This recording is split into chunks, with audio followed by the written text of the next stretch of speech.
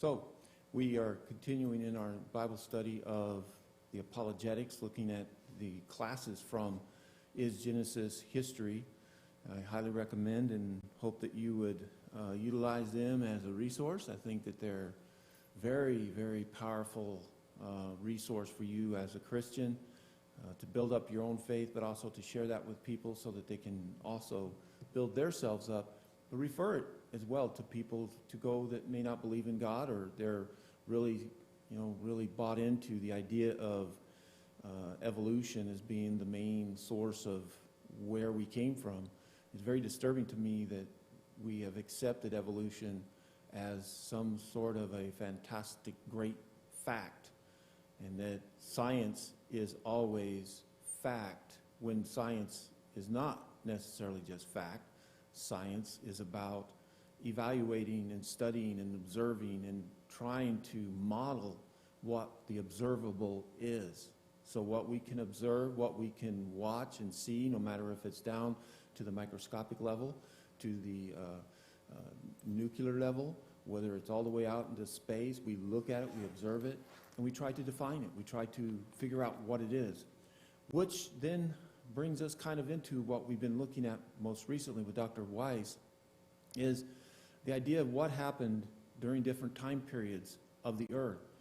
So the evolutionist says that we began something from nothing, that the initial explosion came from nothing and it blew it in. So no matter if you consider a singularity event, which that's what they first started out with, was this idea that there was a singularity event, meaning that at some point in time or somewhere that all matter was in one very highly dense location, and something, which they don't know what or how, caused that condensed matter to explode. In that explosion, that it started to organize different elements and chemicals and things like that. And as it spread out, then all of that matter and started creating planets and started creating all this different order. So we have several different levels of this type of evolutionary process, things that are going from a simple processes to a more complex. That is evolution, changing from simple to more complex, one that's more survivable, one that's a better situation. So you can have cosmological evolution. In other words, the universe evolved from a condensed matter. You can have then biological evolution, which then life forms evolve from a simple to a more complex.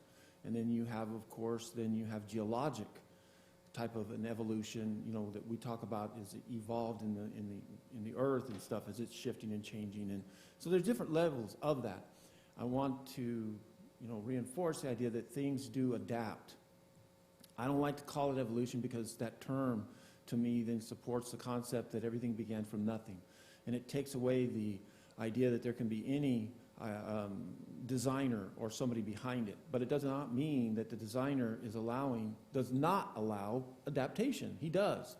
And so there is adaptation. And what's amazing is it was created into our genetic code from creation. And so there's different time periods. Now on the creation side, we have a source that we can go and look and help us to identify what we are observing.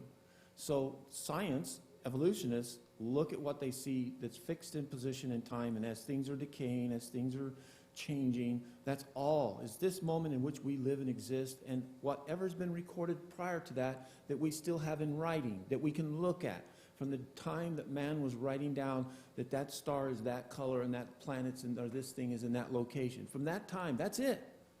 Which historic writings, we're talking maybe, 10,000 years, maybe 11,000 years. So now the evolutionists, they say that we're 10 billion years in existence. So we only have, from the evolutionary point of view, only a snapshot of what we can document, evaluate, and predict, and try to determine on how we are, what we are right now, is by looking at, let's just give them 15,000 years of documented, observable environment in which we exist. How fast the stars are spinning, how fast it takes for water to erode something, how fast does a human die, how fast do certain things change. We observe that because it's been written in the past and we can watch it now. That's the dilemma. Because all you can do is base on the processes that are in existence right now and explain, like, for example, the Grand Canyon. Now, the Grand Canyon is massive. That thing is so huge and deep. Now, if I took and looked at the way that it would take at the current processes of erosion, then it would take billions of years to make a canyon like that. Because that's all I know. That's all that's been documented in 15,000 years is water erodes at this process rate. Therefore, my only conclusion is it would take 15 billion years to create that. Now, don't hold me to my numbers, but that's my concept, is that the rate is fixed by a process which I can only see it happening right now. So now, the Bible tells us something different. So those who believe in the designer, those of us who believe in creation, believe that we have the ability to look and see that the processes were not always the same, that these processes changed very radically. And so Dr. Weiss brings out the idea that these epochs, these time frames, and so the first one was creation, 6 days, radical change. God's creating. They call that the Big Bang. They didn't see it, but we know, if we believe in God, He tells us what happened. He tells us a sequence of events. And then we see this process that everything stopped after creation. So those processes of creating and moving and all that stopped. Nobody can observe that. Nobody was there to document that. And then from the time of the Garden of Eden to the time of the flood is a whole nother unique processes that were going on. There was no death, decay, the environment was stable, the atmosphere different, all things were different. Geologically, the planet was different. Evolutionary people will agree that something catastrophic occurred. They don't want to call it the flood. They try to say it's a meteor or something else. But they will agree with you that there was something catastrophic that occurred and changed everything. We, the creationists, because we have the Bible, we believe in God, the designer, He tells us what happened.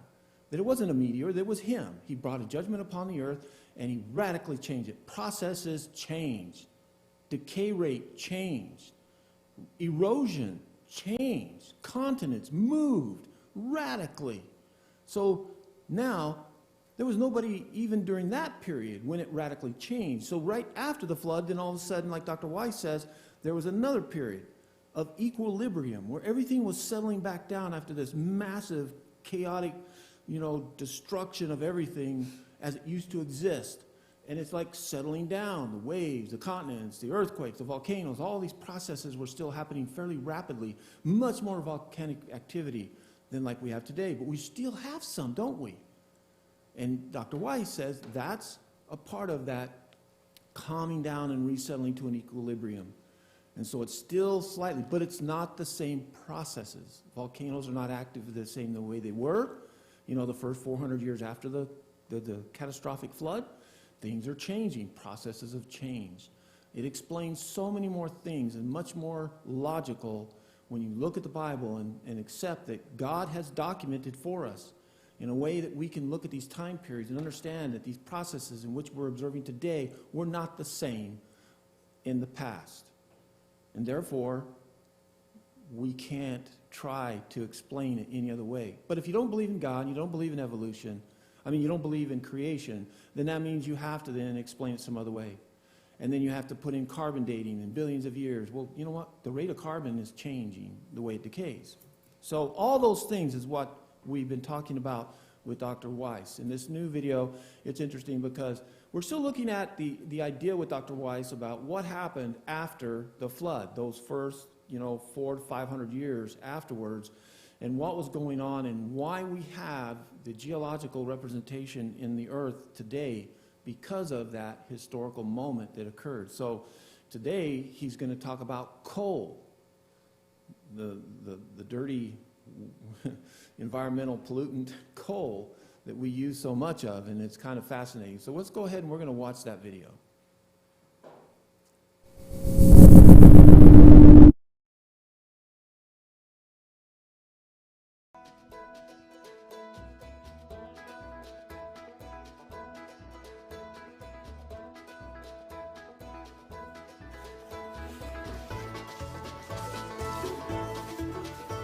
Kurt, you're taking me some really interesting places.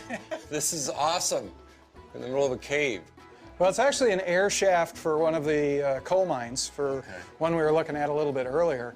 but the top of that air shaft is collapsed, so we can see some of the rocks above it. Yeah. And we're seeing some things we've already seen before.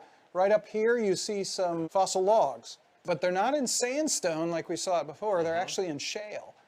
And if we look a little further above it, we've actually got a coal seam right up there that runs right over our heads and on from there. And notice an interesting thing about this coal seam is the very flat top. Yes. See where the coal has fallen out and it's left a very, very flat surface? That's one of the characteristics of coal. It's got a flat top. Almost every coal seam has an incredibly flat top and a flat bottom. I can see this on the other side of the exposure. So two of the features of coal can be seen here. And another thing that can't really be seen unless you look at it under a microscope, like Steve Austin studied coal for his PhD dissertation. And looking at it in a microscope, he could identify plant parts in the coal, specifically bark in the coal. So the question is, why is coal made of bark? And the idea is we've got these logs. Ultimately, what Steve did was propose that there was a log mat floating on a body of water. Logs are floating on the surface, and they're lycopod logs. They're logs that are of trees that are hollow. They've got bark, but they do not have any internal secondary wood. While they're floating on the water, they roll against one another, peeling the bark off. The bark gets waterlogged and falls down to the bottom. So as the log mat floats about, it drops this layer of bark. Depositing bark all around where it's floating. So it could float out of that area and deposit bark someplace else. But what that allows is, if you already have a flat surface, the bark falls on a flat surface, producing a flat bottom to that pile of bark. And then when the log mat floats out of that region, it leaves a flat top on the pile of bark. Then later the bark can be coalified into coal. And that would explain the coal seams. The fact that they're made of layers of bark, of pieces of bark, the fact that they're flat topped and flat bottomed. And those are difficult, actually basically impossible to explain any other way. Well, yeah, because see, I was taught under the conventional paradigm that coal takes a long time to form, and it forms in the bottom of a swamp.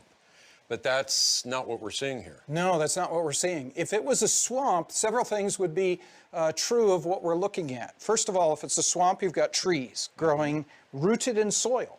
So you would expect to see roots in the material underneath the coal. And what do you see? You see logs. I don't see any roots in here.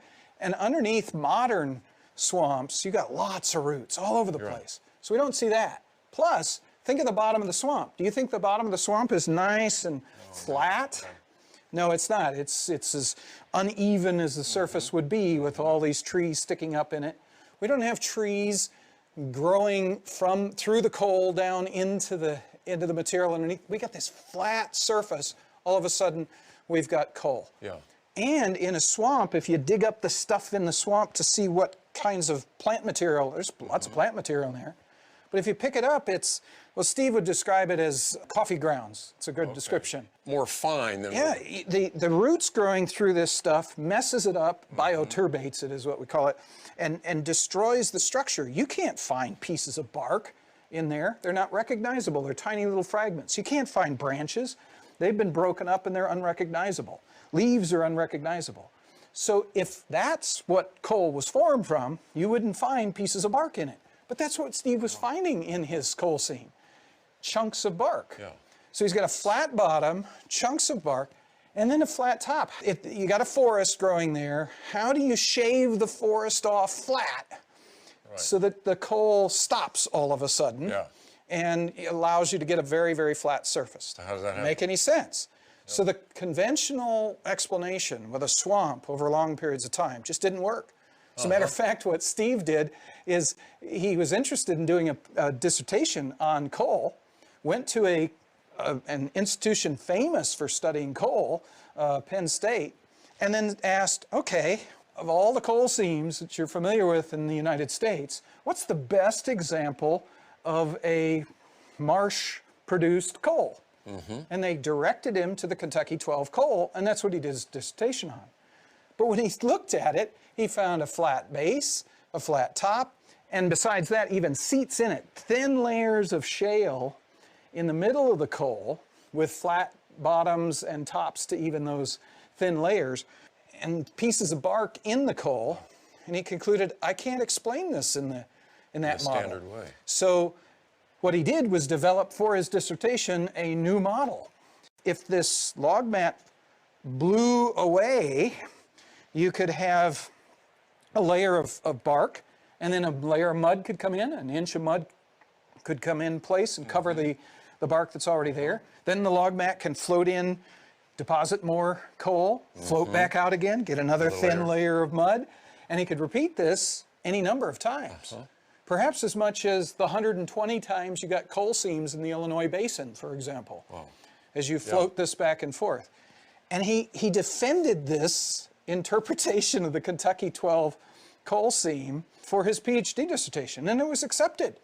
And of course the comment was something like, well, I guess we just happened to find the one coal that has those characteristics. A wild theory. But all the coals I've ever seen have those same characteristics. Flat bottoms, flat tops, and it just can't be explained by these marsh theories. Yeah.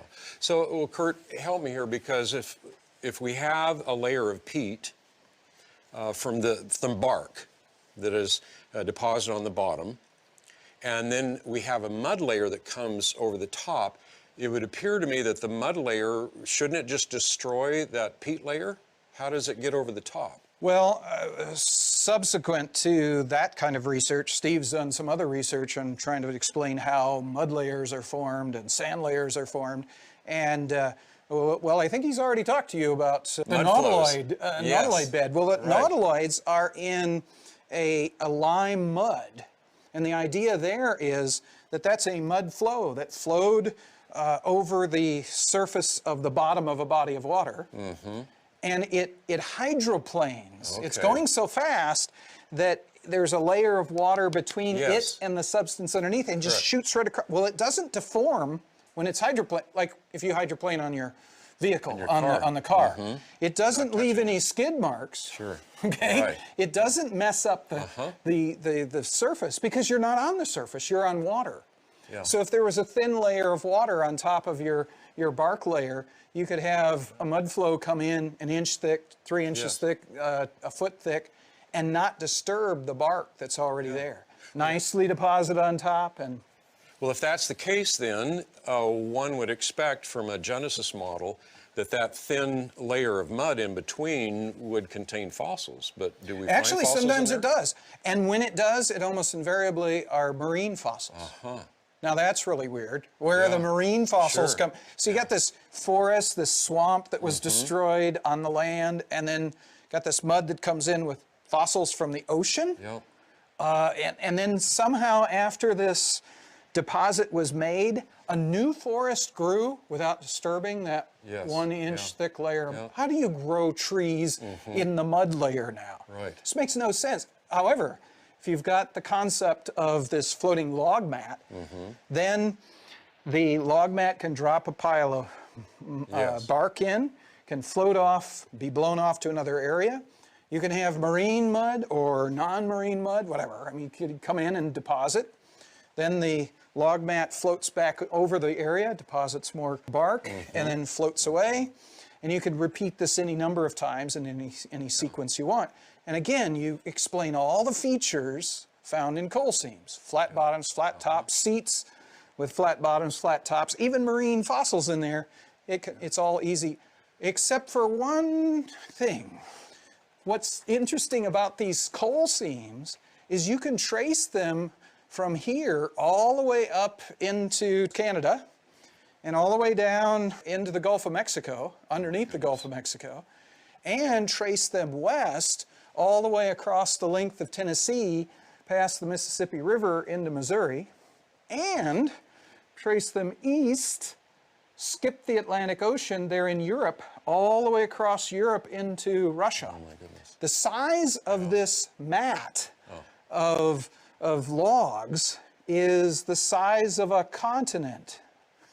How do we get that much? See, and think of that flood concept that the Bible talks about. And if it's a global flood, you've got North America and Europe covered. And at the point these rocks are deposited, North America is smashed into Europe, and they're connected.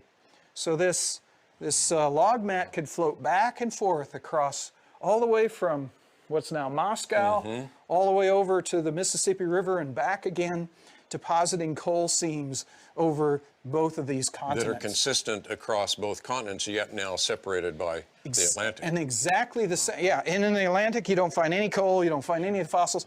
When you find the fossils, these lycopods are the exact same lycopods that are over there in Europe. Exactly the same. They're exactly the same. In fact, the entire coal seam layer, the entire Carboniferous, as they call it in Europe, has got the same species, the same pollen, all the way through what's conventionally understood to be 100 million years of time. Same plants, same animals.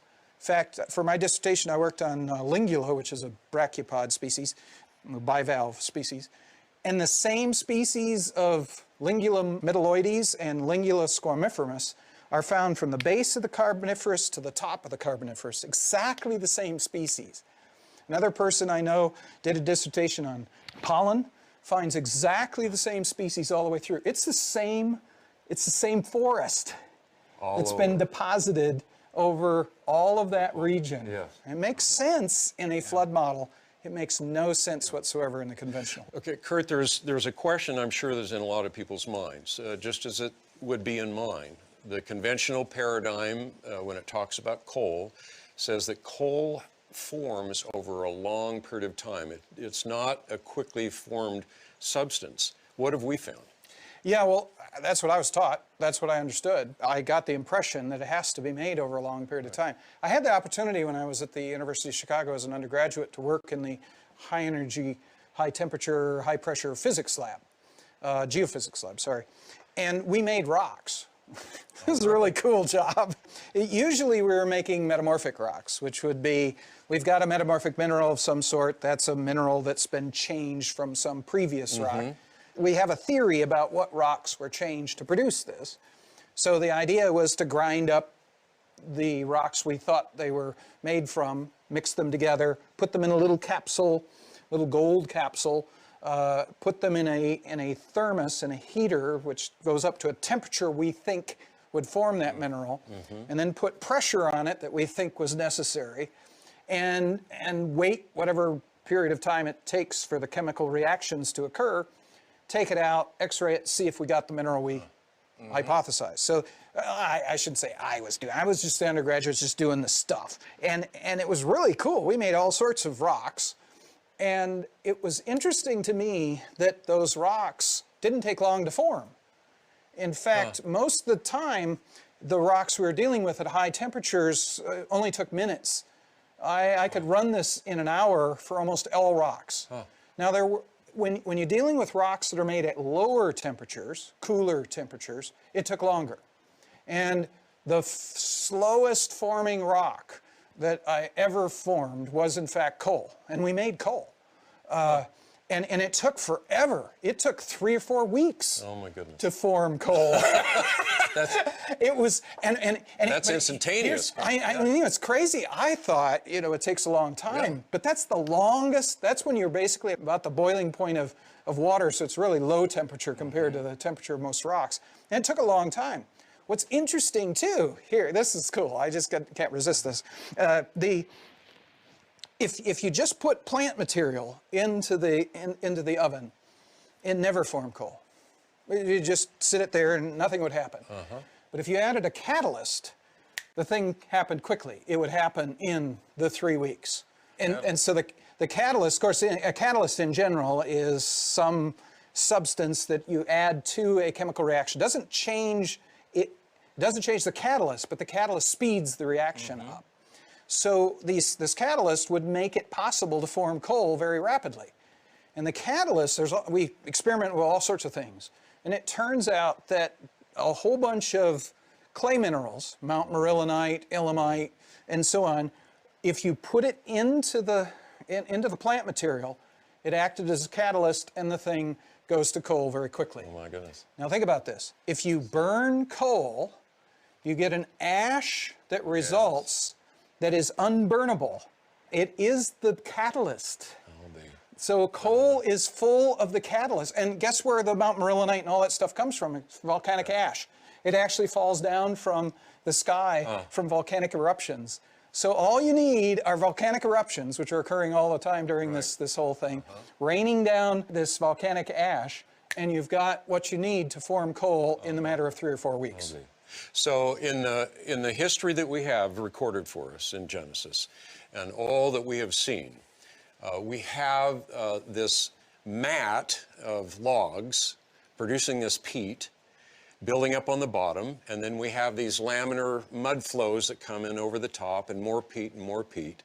And what you're saying then is that all of that can produce coal seams within a matter of weeks. Yes. That's in the course of a year-long flood, like we described in Genesis, we could produce the 150 plus coal seams that we see in the So by the time Noah gets off the boat, we have all of those coal seams in place. It's already there. It's ready for people to burn and develop culture following the flood. If we go to another site down the trail, I can show you some other evidence from that forest that was destroyed in the pre-flood world to produce this floating mat of logs. Okay. So let's go take a look at that. I'm right behind you.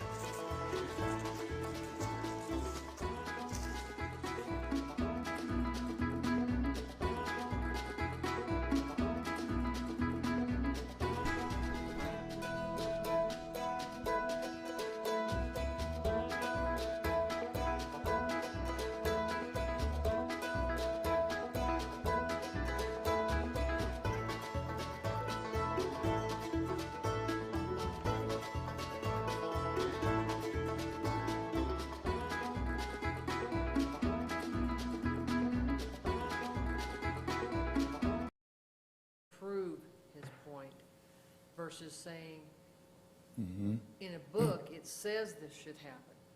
He proved it when he said that he went to this lab as an undergraduate and worked. Yeah. And he proved it. That's the thing that we seem, even as Christians, I think we overlook the fact that there are scientists that believe there is a creator. They believe in creation, that we're not alone. It's not this religious kooks who believe in this mystical God who mystically put everything together, that there's actually scientists who have been in the laboratories, run the same information, run those studies, and were able to produce what they had hypothesized about. They said, this is what we believe. Making rocks? I didn't know you could make rocks. I'd never thought of that. That's pretty amazing, isn't it? Yeah. The idea that you could take all the composite, grind it down, put it into a little gold shell, put it in an oven, apply to certain heat, let the chemical reaction go, cool down, and you got that same rock back again. And so that point was that when he did coal, the amount of heat was a chemical reaction time, and then cooling. The coal took 3 weeks, which even that is nothing. It's not the equivalent of the timeline that evolution is saying. All right, so within Evolution the is- time frame that God said in the Bible. It of what fits. happened. It fits with God's timeline. And again, it goes back to understanding those epochs, when those time frames and those things that were occurring and those processes were so radical. So during the flood, all that layering and stuff, in that radical movement of continents and material that was being shuffled up and then floated. We've seen floating logs. We've seen stuff that floats across the top and stuff. And so, it fits. So let's just say for you who, may be watching this that are, evolutionary in focus in your thoughts and everything, that you have to at least give credit to the fact that this is as scientifically substantial as the evolutionary, if not more so, because it's been reproduced in the laboratory as being something real quick, not a billion years in the timeline that you need. If you don't understand the processes, in other words, the rate of decay that was occurring that time period, then you have to guess. And the only thing you have to judge by is how long does it take erosion to occur today in the situation environment we're in. The other thing I thought was fascinating was the volcanoes. Well, we know there was a ton of eruptions going on, and the ash that was coming down on top of that floating logs gave the catalyst. Yeah, it gave the catalyst. So then once it settled and layered. So that was pretty neat. I hope that you enjoyed the video. I hope that you enjoyed the class. I hope you'll use this as a resource for yourself as well. Share it with others. Drop comments in the YouTube video and subscribe so you can get notified when we're having these classes. And I hope that you will also join us in worship at 10:45, 4 o'clock this afternoon, 7 o'clock this Wednesday. This coming Friday, we will not be having the Bible podcast, and then probably not till after this first of the year. It'll be a while. So thank you very much. We'll see you later.